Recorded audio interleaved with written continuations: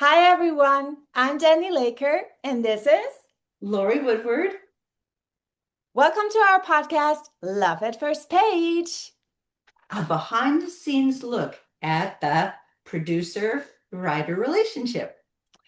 We're so excited. It's our week 2 of this wonderful podcast, and we want to share with you yet another chapter, which is so important because it's on the one hand, it's a lot of relief that is coming through the technology, but on the other hand, it's a lot of work, especially for me as a producer.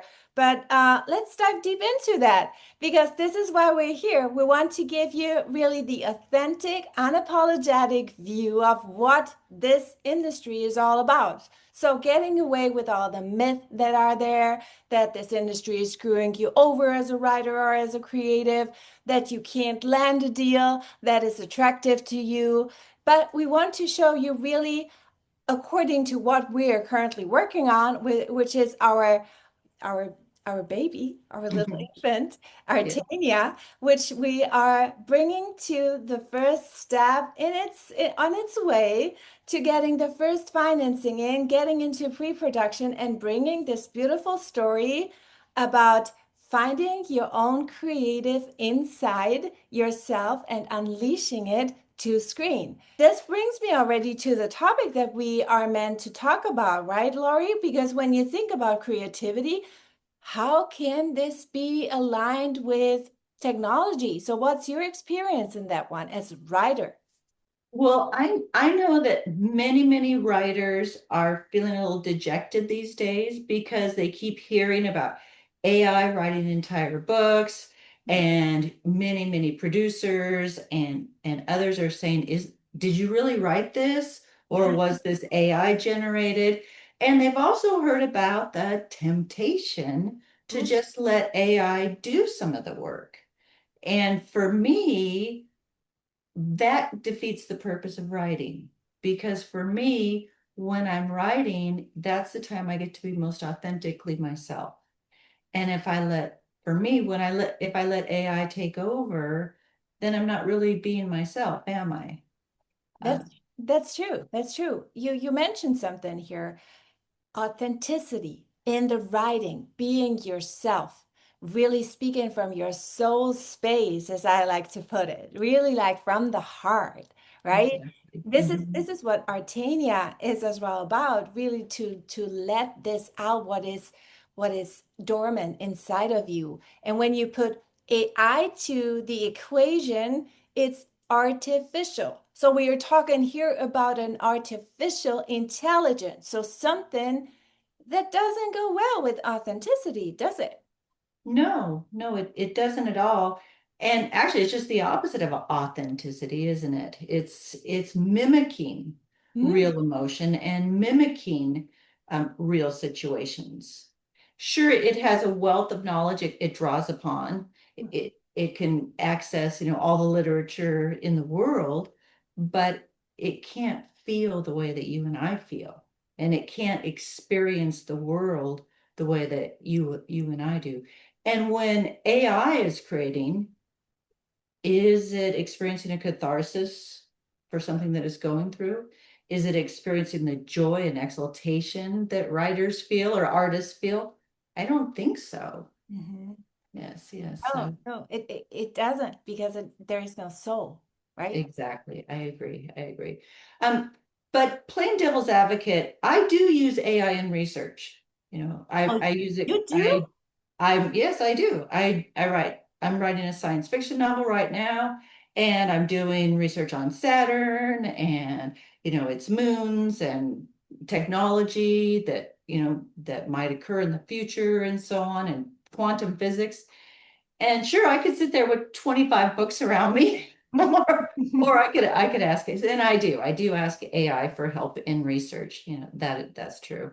Yes. Yeah. But you make a very important point because asking the right questions at the right moment during your research and in the process of writing and being creative is key. And that you could have all these books circulated around you, and like I just imagine that.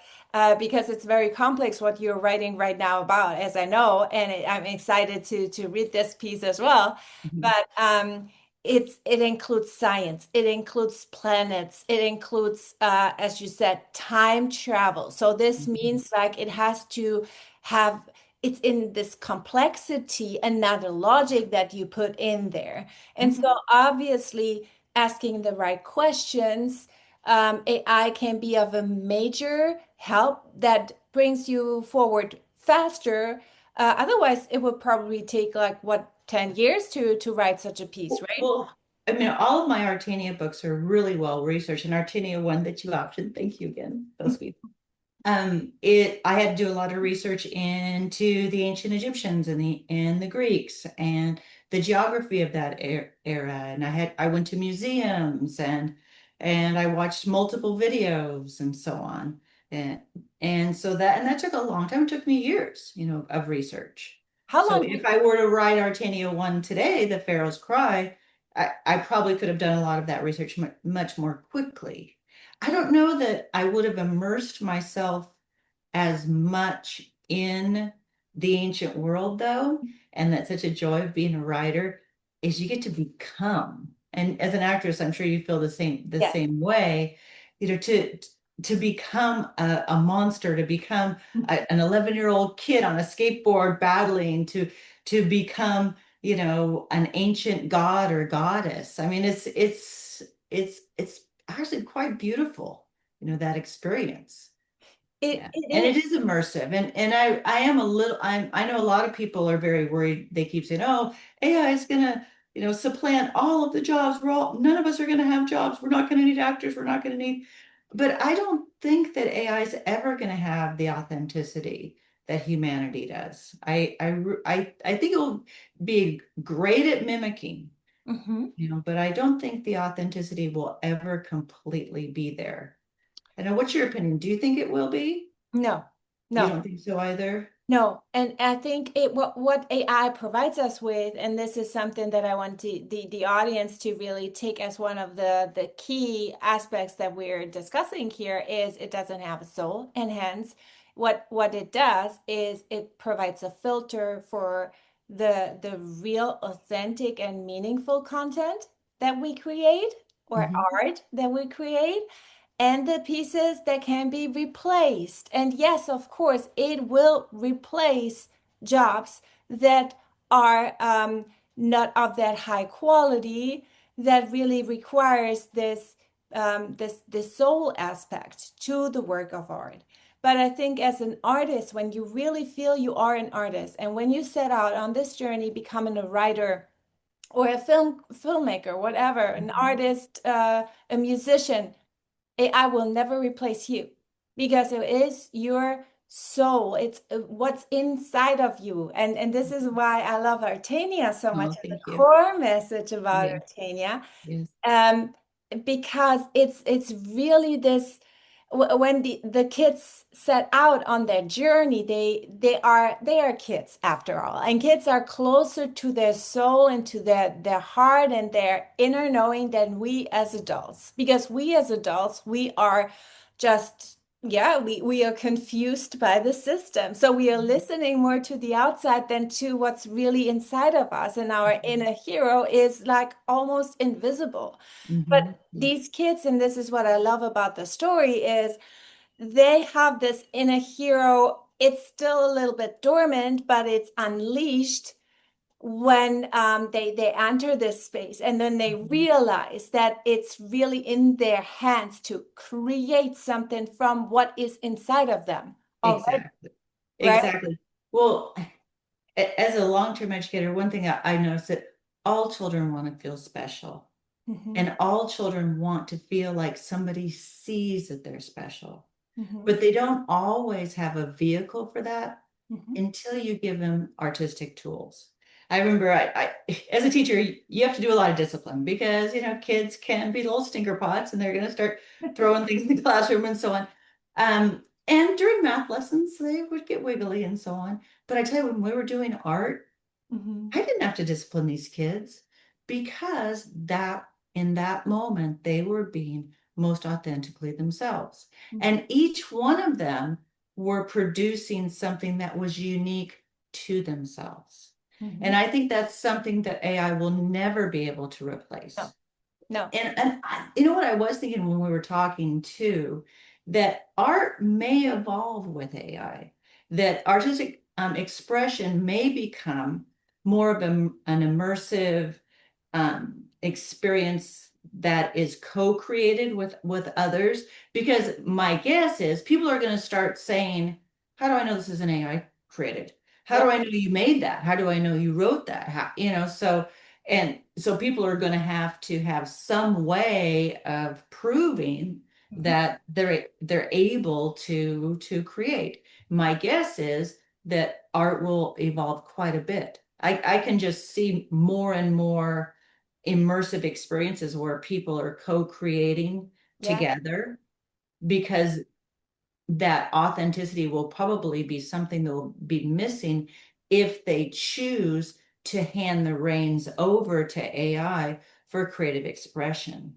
But I think that's a human need. I think we all need some sort of creative expression. For Yeah. me, it's writing and dance. What is it for you? It's writing as well. As you know, I Yeah. write as well. It's expressing myself through as well videography, through pictures, recording, shooting videos, but also singing. So Oh, I whenever didn't know that you're a singer too. no, yeah, since I was 3 years old, actually. Oh, So that's wonderful. yeah, so I started pretty early, and this is one of the things that is my utmost expression, and it's my soul language. It comes all out through music, and that's why art in Artania, music will play a very important role, and that's why I'm so happy to have. As well, all these beautiful collaborators that are already like waiting in the background to getting us started. As soon as we have the full the movie fully financed, and we pull them in as Mhm. composers to create Exactly, the score. exactly. Yeah. But what you mentioned is really like this expression of the self, and also using technology. AI is just one layer of technology that we can see there. Mhm. In the expression and in the storytelling, I this is also something that I really take joy in. Not seeing AI as the villain and taking away something from me, but providing me with a new layer in the storytelling. So and this can be something that you potentially as well observed when you created these different worlds, because you can use like through these AI tools, you can just type something in and something will come up that then, on the other hand, inspires you. This visual that the AI created inspires you to go deeper and to really create something from it. And this to me is really like leveraging the power and co-creating and allowing it to be part of it. Mhm. I do use ChatGPT for that. Hmm. For creating settings. I'll say I want it to look like this. I want this color. Like I've got a spherical game room with no gravity, zero gravity, and I knew what I wanted it to look like, but I wanted a visual so when I was writing, I could refer back to it. And even though I write about art, I cannot draw it as save my life. When I was a teacher, I Oh, would try to draw something on the board, and I think it was a cow, and the kids would say, "What's that, Miss Hoodward?" It's like, "Oh, it's supposed to be a cow." Sorry. So it's very helpful for me to have, some sketches that AI creates. For writers out there, another thing you can do if you're running out of ideas is, sketch your settings. It yeah, really, it really can help to unleash your creativity. yeah. It just to start to draw like, oh, I think there's going to be this, and you don't have to be an artist because, as I said, I'm not. And I do pencil sketches as well. And it very, very much helps me. And it gets the juices flowing too if you're a little stuck.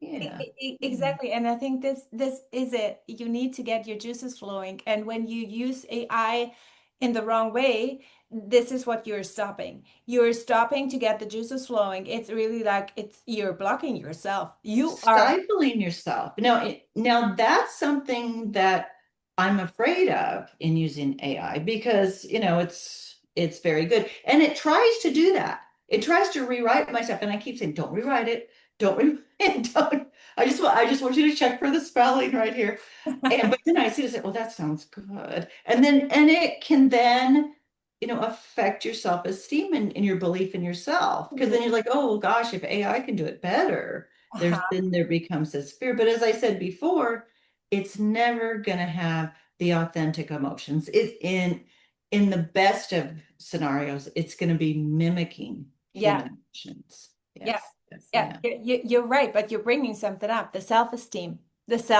point, because I know it as well from writers that I collaborated with in the past, or as well when I taught at university, and it was in the beginning when AI popped up and they started to use AI for their term papers, and I could see when they were using AI in their term papers, Uh-huh. but at the I saw same that with fifth graders. Gosh. yeah, I can imagine. Yeah, It stops the creative flow, and at the same time, it makes you it basically disables you, right? It's not enabling when, exactly. when you use it in the wrong way because you feel like, okay, I need this crutch all the time. I cannot do it without my open AI anymore. And as a writer, you prevent yourself from the magic to happen, from the immersive experience, from Mhm. letting all the characters that you create really take a seat in your living room, like I always put it. Mhm. And this is the way on how to balance it, right? What do you Mhm. think about Yeah, that? to your point, we don't want AI to become a crutch. Hmm. What we want it to be is a tool that can help inform our writing.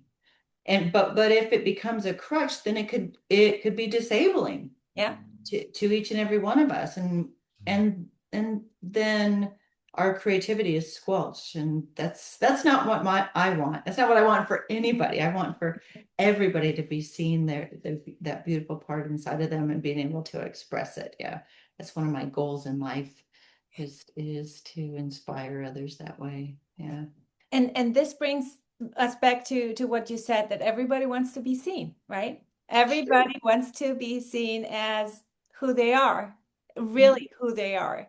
And when we put this artificial into the equation, we have to be very cautious and on when we put it in or not, Mhm. because this to be seen who we are makes us equally transparent to everybody and makes our ideas transparent to everybody, because we don't know where this is landing at the end of the day. Not even the developers who are involved in these AI technologies Mhm. have an exact answer where it's ending up in, and who has access to the knowledge that we feed the machine with, right? And I have read that some writers are diametrically opposed to using AI at all because they're afraid that they are teaching AI to write like them, and they don't want that, and they feel like they're just kind of like giving away, their own gifts to the Right. machine. And many people are very much against that. I don't have that fear. I don't know if I should or not. It's just it's such new technology. Like I didn't even know about Chat GPT until my son showed it to me at Christmas time, just 6 months ago, 7 months ago. It's like, wow. It's just like I didn't even know that it could do that. So it seems to be developing very rapidly as Yeah. well. It seems to be learning very, very rapidly, almost at the a quantum Yes, rate. yes, it does, because more and more people are using it, and it's a self-learning system. So there's where my background as a techie kicks in. I wrote these conversational dialogues to teach AI. So I was in the very beginnings. I was involved as well in the strategy on setting up all these structures, and so I know for a fact how it learns and how fast it learns. But at the same time, I can tell you nobody really knows where the information is going and what's coming out of that, because we are not there yet. But it's a learning system. And as every learning system, it takes information and aggregates it and then analyzes something out of that. That's what you always have to take into account. AI is never 100% the truth. And so, especially when you're doing research, you can use it as an inspiration to dig deeper and then immerse yourself into Mhm. it. Because, especially as a writer, when you create art, you Yeah. have to find your own expression and your own truth. And To, your own voice. Yeah, it's your voice. You yes, don't want a machine's voice. You want your voice. And that's what you want to share with the world. exactly, exactly. Mhm. And but this is the temptation. And speaking of temptation, and we had this conversation before, so I want to share this with you writers out there. I know how tempting it is to use all these tools. Like you type in, you get an entire world built according to what you fed the machine to create, and it visualizes it, maybe in 3D even, or you have like real life images or whatever is possible out there. And at the same time, there are so many possibilities to create your own teasers, your own material. But we had this conversation, Mhm. Laurie, remember? Yes, we did. Yes, yes, yes. The poor producer, and I have to put it that way. We have to then as well evaluate and check what's of that is the truth or what is ex exactly the way that we want. So as a producer, you can tell if someone is sending you something that's AI generated, huh? Yes, 100%. 100%. Especially when I know the person, and this is Mhm. what I how I evaluate as well my collaborators Mhm. on if it's a fit for Sinvest to Mhm. see um, where they're coming from. Basically, and then when they send me something, I see immediately, okay, this is AI. Or I had as well the experience that I always like give my collaborators, my writers homework to work on their scripts or to work on a character or whatever. Yeah, I did my homework. You I gave me know. the homework. Took me 2 weeks. Yeah, it was a lot of homework. It, You're- it took you 2 weeks, but there are others who come back, okay, I did it next day. And then I know, okay, either they did like an all-nighter, and then it might be even like the creative juice is flowing so much and so intensely that it's possible. Mhm. Or there was AI. And then when I look at the stuff and I realize this is what you, to your point, what you mentioned, it's not your voice. And when I know the person, like I know you, I can tell when there is AI or whether it's Lori because it's a different voice, it's a different Mhm. tonality. And I had this funny experience where the writer thought, I can get away with that. And I said, I want you and not some machine. Did you use that? So might you have rejected someone then if they just sent you a bunch of like a pitch that was so obvious AI generated and so on?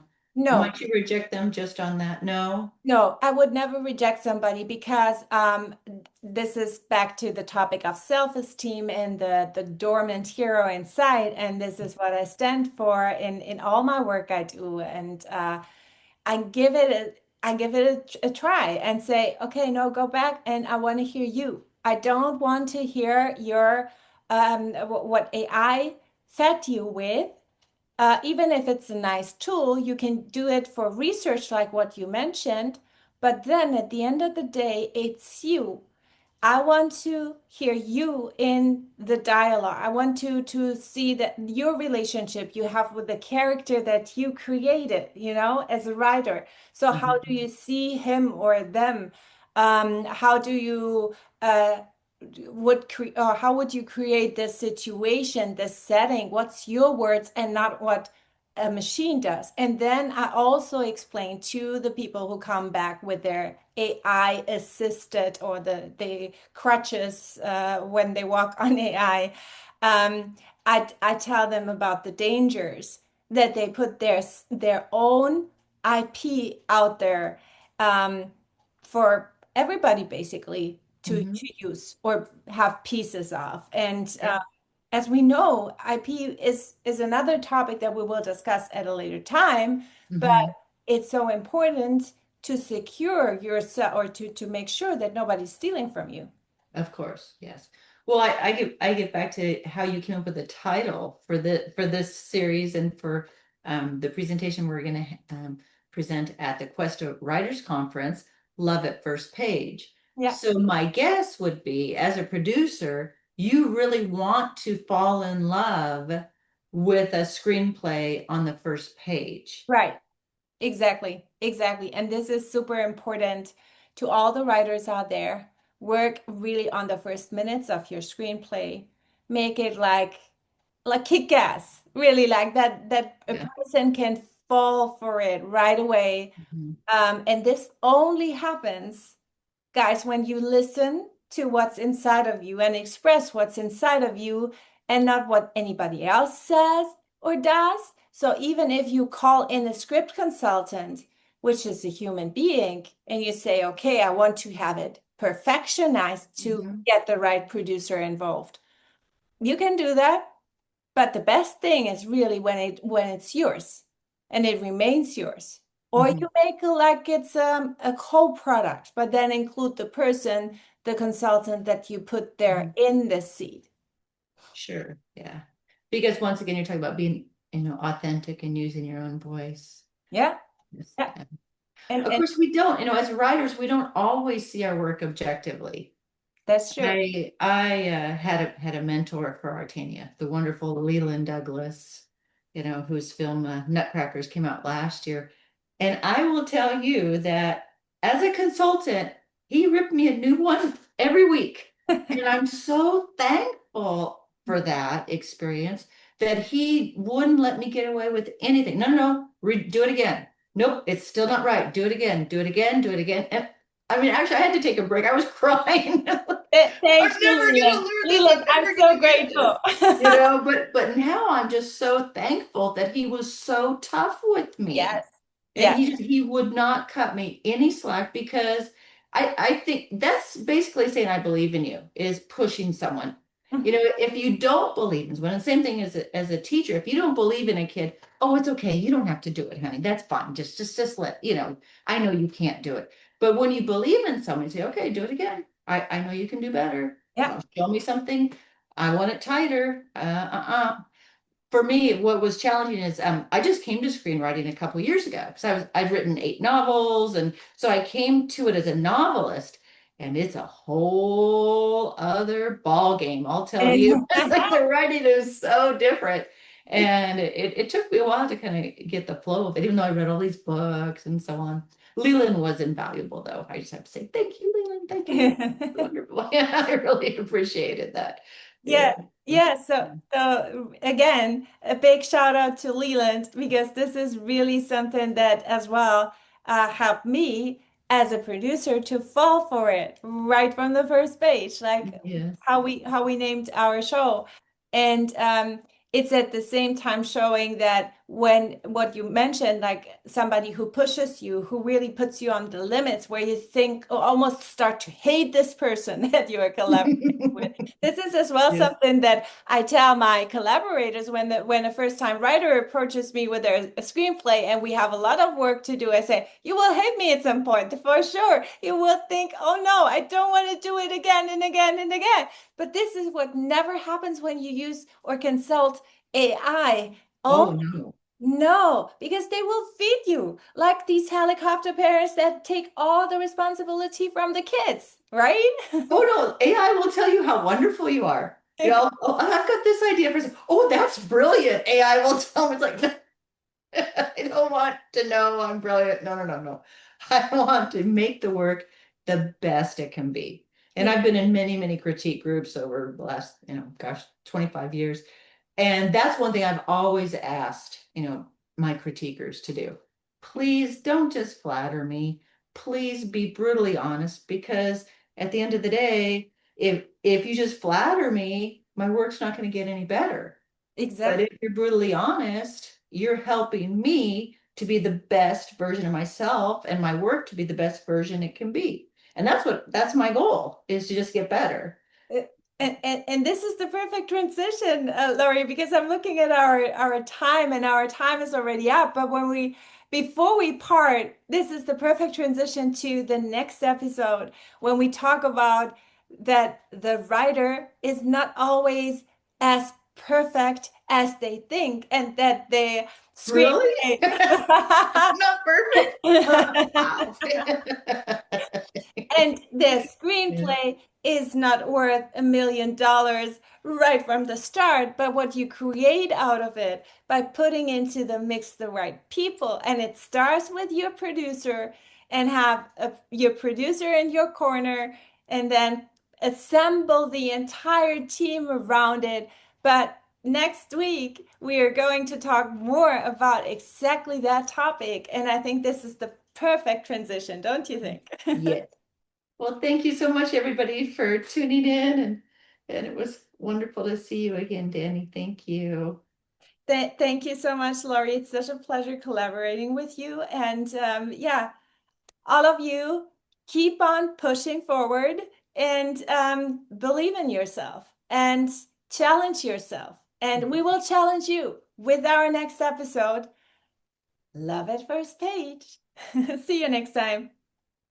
Bye bye.